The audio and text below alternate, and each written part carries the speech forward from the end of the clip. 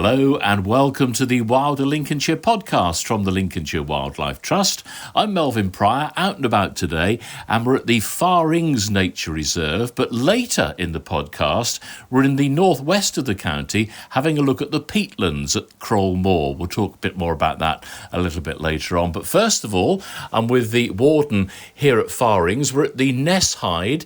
Simon, how's it been this year for the bittern? It's been a really good season, yeah. We've had 5 nests, 5 booming males early on from sort of early January right the way through into May. Very, very difficult to work out exactly how many young we've got because they're so mobile now. But it looks like a really, really successful breeding season. And also a really good breeding season for bearded tit, which makes a nice change. Our first broods of bearded tits normally fail. So this year it's been really nice to see lots and lots of youngsters. You were doing a survey with your sons last night, weren't you? Yeah, we had probably about 4 broods totalling 24, 25 birds. So that was really nice. It's actually, 10 years here, that's the first time my boys have actually seen bearded tits up close. So it was lovely. Have you had to do anything special to the habitat to encourage them?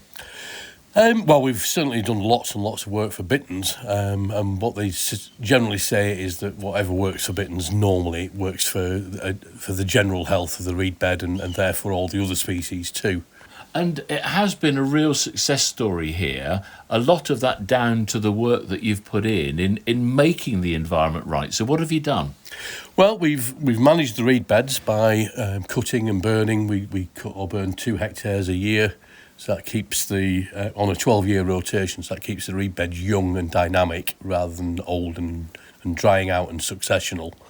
But we've also put in 4.8 kilometres of new ditches around each reed bed. And more recently, instead of cutting big blocks, we cut these channels that you can see out of the hide at the moment that stay open through the winter months and then slowly reed up through the summer. And that provides a different age structure within the reed bed, so different things benefit from that. So the older, drier reed is really good for things like spiders that the bearded tits will be feeding their young on. But the young, healthy growth of reed is producing mountains of seed, which is what keeps bearded tits going through the winter months when it's harder to find insect prey. I know last time I was here I was watching marsh harrier. Have they been successful this year? Well, we've got 2 nests, but they're perpetually confused us this year. I really don't know exactly what's going on. It looks like one of the nests probably failed, although the male is still hanging around. And a couple of nights ago we saw the female, so she's still here, but not frequently. And from this hide is where you would normally be seeing them, and all the regulars have been noting that they've not been seen very much at all. Where if they were feeding young, then you would expect them to be very, very active and visible. Now, we know that I've not seen a bittern. This is going to go down, in history. I suppose even less likely today because the vegetation has all grown up. Well, that's the thing, isn't it? Yeah. I mean, I remember Rhys Green from RSPB coming up to me on call and saying somebody had asked him, what's the best time to see a corncrake? And his response to that was, well, if Simon's doing his job properly, you should never see one. Because that's it, they want to be hidden. They want to be hidden away, and that's, they're cryptically camouflaged, they hide. Yeah. They don't... Although here, we do see them. I mean, I can't remember the last day that I didn't see bittern. No. We see them flying over our house all the time, and there's that many of them now, and feeding flights when they're feeding... the youngsters, that's the time really. Okay, so we mentioned, was it 5 pairs? But I mean, if they've had young, do the young then go into other territories? What happens? I mean, it would be fantastic to radio tag some of these birds and see exactly where they do go. Some will stay. Some will probably stay all winter and maybe try and set up territories next year. As it currently stands, there's one very old, very dominant male, and he doesn't like any other males around, and I think that inhibits the spread to some extent. But they're repopulating other places along the Humber, and the Yorkshire Wildlife Trust have just had confirmed breeding at North Cave Wetlands, which is about 15 miles as the bittern flies from here. So it's almost certain that we're repopulating other areas now, which is fantastic. That's what what you can dream of, really. To get to the hide here, you walk across a meadow area. That's just been cut. And you were telling me that was looking fantastic. Yeah, it was a really good season. Last year was awful. We'd done loads and loads and loads of meadow work in there. And last year, just the really cold, wet spring, all that grew was grass. And you think, all that work to repopulate it with wildflowers and... yeah. And had you put seed in? Yeah, I mean, every year we collect yellow rattle seed. Yellow rattle is really good for managing meadows because it's semi-parasitic. So it takes half of its energy from the roots of the coarser grasses and thins them out, which then allows wildflowers to come through because they're not being out-competed. But, yeah, last year was awful. A little egret just dropped in. Oh, brilliant, yeah. Not a bitten. Not a bitten, no, wrong okay. colour. Never mind. But yeah, so it's been successful, but not the quantity of hay from it. No, I mean, I think it's all weather related, and meadow management's a nightmare because one year to the next is so different with the weather that you just don't know how to... It's really difficult to measure success. Yeah. If you do management work for a bittern, it's dead easy. You count how many bitterns you've got, and if there's more than there were before, then it's been successful. But with a meadow, there's so many other variables. And this year we had a very, very dry spring, quite hot.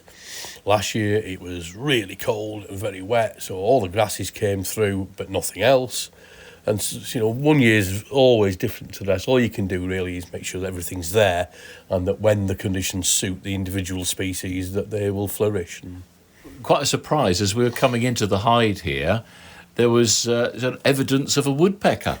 Yeah, we've got about 2 pairs of great spotted woodpeckers, but normally you don't see much of them really. You hear them calling and they'll sort of bounce across from one area of woodland to the next, but immediately outside the busiest hide, it just seems a really odd place for a woodpecker to start making a great hole. And from your work point of view, what's happening on the site at the moment? Well, it's just getting to the end of the summer, so obviously the summer months we're very restricted as to what we can do on the ground, with it being the breeding season. We've done the haircut in the main meadow. We're just going to start managing all the other areas of grassland around the reserve. 1st of September we can start with tree work, so we'll do we've been doing a lot of short rotation coppice on the willow to try and really improve the conditions for things like willow emerald damselfly, which has really worked. And then 1st of October into the reed beds for the rest of the winter. Always something to do, son. Always something, always too much to do. And that's, we struggle at times, even though I've got 30 odd volunteers that work then socks off to try and help us get this place how we want it. There's always, you can never ever finish the job. I remember an old bottomine saying that a reserve that we were working at was in its maintenance phase, and it's like, what a load of nonsense. You can always make it better, and there's always more to aspire to. Well, thanks, Simon. Always a pleasure to come up and see what's going on at Farings Nature Reserve. Always a fantastic place to have a look round. Well, we've been up in the north of Lincolnshire, though. I popped across slightly to the west of where we are at the moment to Crowle Moor to find out a bit more about the importance of the peatlands they've got there. And I caught up with Warden Matt Cox. With me today, I've got Matt Cox. Hello, Matt. Good morning, Melvyn, and welcome to the flatlands that we call the Humberhead Levels. Yeah, flatlands, but we're not talking about the fens. But it could be, couldn't it? It could be. You could have turned the wrong way as you travelled here this morning. But no, we're in the very northwest of the county, very close to the Yorkshire border, and we're on the eastern end of the Humberhead Peatlands National Nature Reserve. So we're on this very flat landscape. Over to the east, we've got the Lincolnshire Wolds, and to the west, the magnesian limestone near Doncaster, but this is the very flat area which would have been the bottom of Lake Humber historically. Lake Humber? Lake Humber. So after the last ice age, this area would have been filled with water. We've got lake sediments on the bottom, and then maybe 3,000-4,000 years ago, this area would have become very wet, and we start to get the accumulation of peats, which leads to the Humberhead peatlands and where we are today. So we're on Crowle Moor, but there are other moors that make up this area, aren't there? We are, so we're on the National Nature Reserve. We're at the eastern end, so this is Crowle Moor, but we're physically connected to Thorn Moor, which is owned and managed by Natural England, and then not physically connected, but part of the whole National Nature Reserve, we also have Hatfield Moor. So the whole unit, the whole National Nature Reserve, is around about 3,000 hectares. Wow. Managed for wildlife conservation. That's incredible. We're not going to go back to the Ice Age, but we'll go back nearly 400 years, because that was part of this history here, wasn't it? It was. So a very key figure in this area is a chap called Cornelius Vermuyden. As it happens, next year, 2026, is 400 years since Vermuyden entered into an agreement with the then king. And this was an agreement to undertake drainage of Hatfield Chase. Him and his participants got a third of the lands, the king had a third of the lands, and a third was awarded to the local commoners as rights of turbary for digging peat for their home fires. And is that why he wanted to drain the land, to get to the peat? So it was to improve the area. And another significant activity in this area was also warping. So that's the practice of putting silt onto the land to improve it for farming. So they could access the peats for burning, and they could also put silt onto the land to improve it for farming. Now, it's interesting because when I think of peat, rightly or wrongly, I think of something that might be in compost that goes onto the garden. But actually, the peat was used for very different purposes, wasn't it? It was. Sadly today, most people associate peat with the black stuff that you get in a plastic bag from the garden centre. But, well, we're stood on peat at the moment. It feels quite spongy, doesn't it? It does, and it's been very dry recently. But peat essentially is only partially decayed organic matter, vegetation. And over time, in wet conditions, this is a build-up of vegetation. It accumulates, and then we get gradual raising of the land. Where we're stood now, there's probably about 2 or 3 metres of undecayed vegetation under our feet. Right, okay. But when it was collected, I think it was used for horse bedding and that sort of thing, wasn't it? It was. That's where the industry for extracting peat began in this area. There were several mills round the edge of the moors from about the 1880s, and they were extracting it to use mainly for animal litter, sending it out to the big cities and using it for bedding for horses and things. And were they also using it for heat, for fires as well at that point, or did that come later?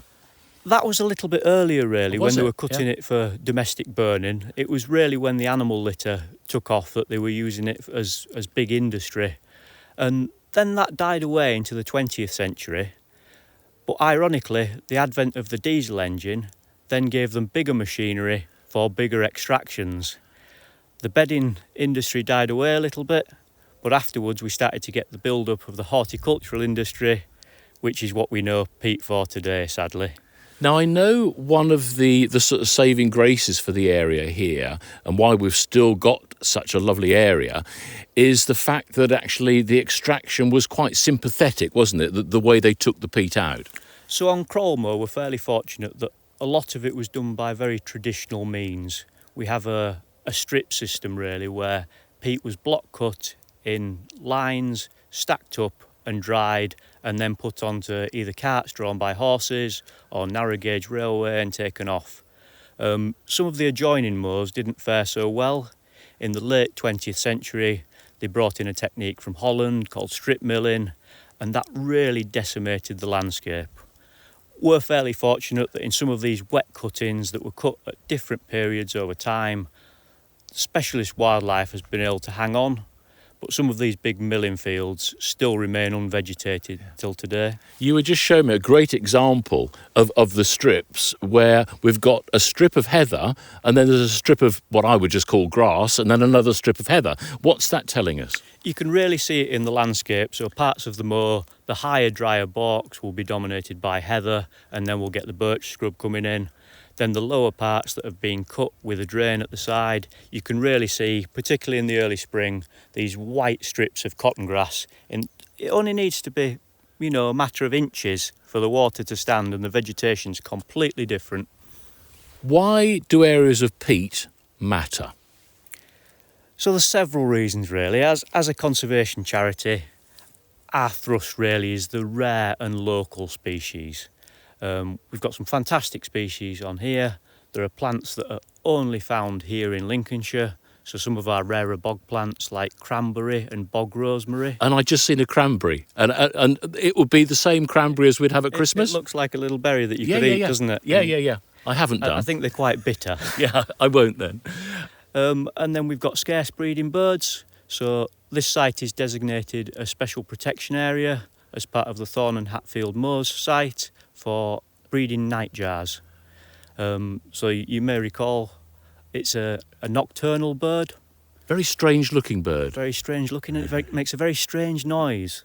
You're more likely to hear them than see them in the spring. But yes, we've somewhere between 10 and 15 males on Crowle annually. And do they nest on the ground? They nest on the ground. Okay. So yeah, very rare breeding bird, and at times the whole site, the National Nature Reserve, can be about 1% of the population for the country. Yeah. So quite significant. Have you been out of an evening then and experienced the nightjars flying around and the sound? It's wonderful. Set times you can really hear them, but you also have to cope with the other wildlife, the midges, which can be quite unpleasant. Well, you would think of the midges and you would think of that with the wet situation. This year has been incredibly dry. What effect has that had on the moor? So our management has always been focused on trying to restore a high water table. For the wildlife, a lot of the wet habitats need that water. We talk about the Goldilocks level for a bog, and that's trying to retain the water level somewhere between 10 centimetres below and 10 centimetres above the surface throughout the year. So that's kind of our aim. Doesn't work right across the site because we've got differences in topography, slightly higher areas, slightly lower areas, but that's our aim. From a carbon point of view, that's also really important because wet peat stops it oxidising. As peat starts to dry out, we lose carbon dioxide to the atmosphere, and rather than being a carbon store, this site can then become a carbon sink. So degraded peat bogs are a really significant carbon source. People talk about tree planting as being really important, but actually a lot of our bogs that are in a very poor condition are some of our biggest emitters of carbon. Right, so we need to wet those. So we need to wet those, put them into good management, and hopefully we can retain carbon well into the future. Interesting you mentioned trees. We've got birch tree behind us. You've got other birch that's sort of springing up all over the place. And that's the bane of your life, really, isn't it? It is. So on these peatland sites, birch trees are essentially our nemesis. Yeah. The birch comes onto the site following the drainage. It can get a foothold and start to become really established. And as these trees get bigger, they start to suck water like little pumps through evapotranspiration. So by removing birch trees from the surface, we can actually have an impact on water losses from the site. As a wildlife organisation, people don't like to see trees coming down. No. It can be a real negative to talk about, but we're looking at the long view really. We're looking at restoration well into the future, and a birch tree may last 50 or 60 years, and then a lot of the carbon will just be released again. Whereas if we can get this site wet and retain the carbon in the peat body, that's going to be there for thousands of years. Okay, so we can look at two different aspects there. How do we actually get this moor wetter? What do we need to do? Do we need to trap water somewhere? So all our water coming into this site comes from rain. It's an entirely rain-fed system. So our priority is to try and stop water leaving the site. So the history of the site is it's been very heavily cut over. There's very few, if any, areas that weren't cut for peat. So we need to identify the drains where water is leaving the site. We will dam those up and try and hold water within the site. We can reduce tree cover to try and stop evapotranspiration and water going up. And then what we can also do is we can try and influence the topography of the site. So we can build things like bunds from peat, which slows the flow of water moving over the surface, which then percolates in and hopefully stays within the system. Is this the slowing the flow that I hear? It's a similar idea. Yeah. I mean, as I say, all our water comes in from rain. So it's not really flowing anywhere, but it's coming down. We've got to keep it. We're trying to keep it within our site. Yeah. Looking at the site and looking how dry it's been this year, can you see that there's more damage and more of a challenge?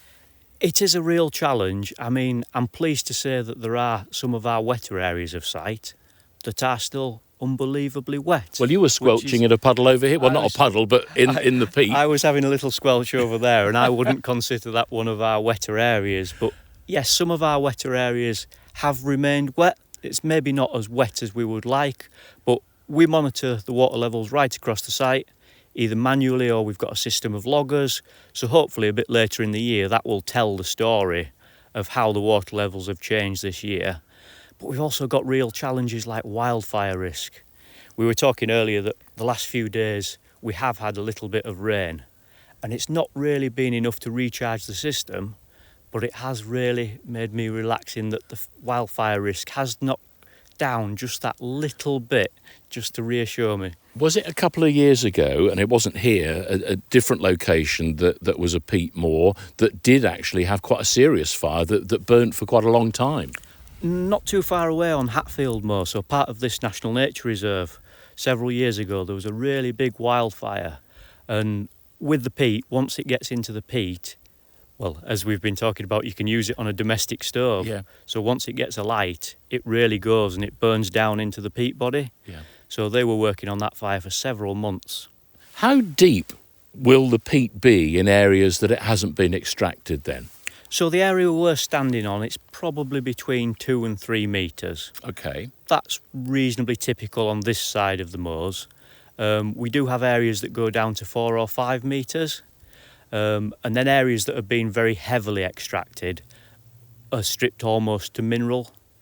It is said that the deepest peats used to be on thorn moors, which is possibly why that was extracted so intensively. Yeah. But on Crowle, we're typically somewhere between 2 and 3 metres.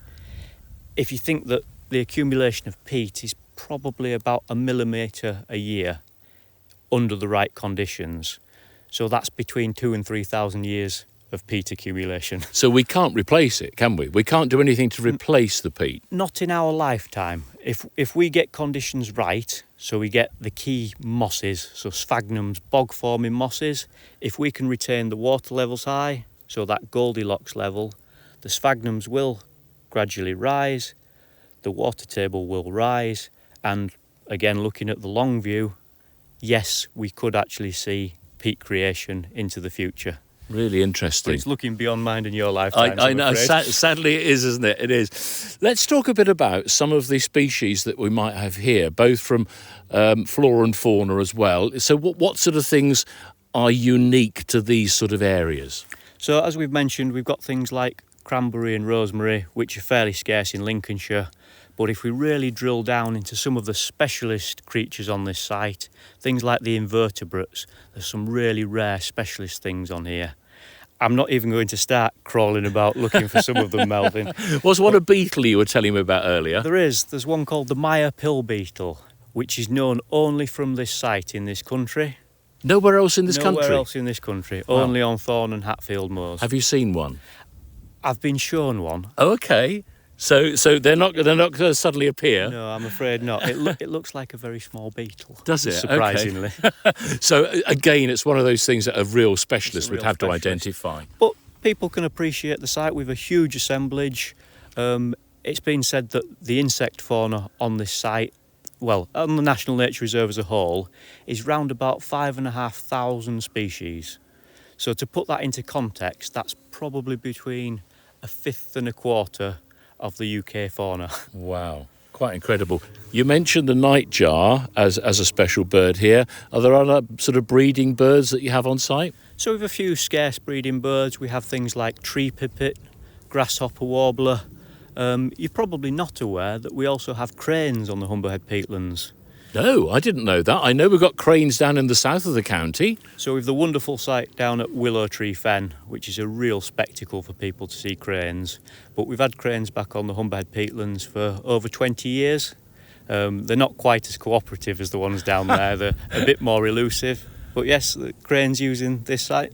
Fantastic. And on our walk here, we've come past moths and butterflies. There was an area that was covered in thistle, but it was just alive with insects, wasn't it? It was. It's been an absolute wonderful year for butterflies. The one that people associate with this site is a butterfly called the large heath. It's a heathland peatland specialist. A bit more numerous further north, but this is as far south as you will see it on the eastern side of the UK. Associated with the cotton grasses. So again, it's one that's tied to this site. Right. Well, I'll tell you what we're going to do now. We're going to just move to a slightly different site. And we're going to do a little bit of, is it dipping? What are we doing? We're going to have a look at one of our dip wells. We'll see if we can do a manual read to see where the water table is and just see how far below the Goldilocks level our water table actually is. Let's go and do that right now. Well, we've just moved to a slightly different location on Crowle Moor. We've come across to the dip well. So, Matt, just explain what we're doing here and why you're doing it. So this is one of our network of dip wells across the site. It sounds far more extravagant than it is. But essentially what we're doing, Melvyn, is we're going to look at how far below the surface the water table is. We spoke earlier about the Goldilocks level of trying to keep a high water table for our wetland peatland communities. So what we're going to do now is we're just going to drop this very simple probe into the ground here, and we'll see how far below the surface the water table is. This is a very primitive manual system, but across some of the site we do have automated loggers, so they're taking readings every hour right through the year.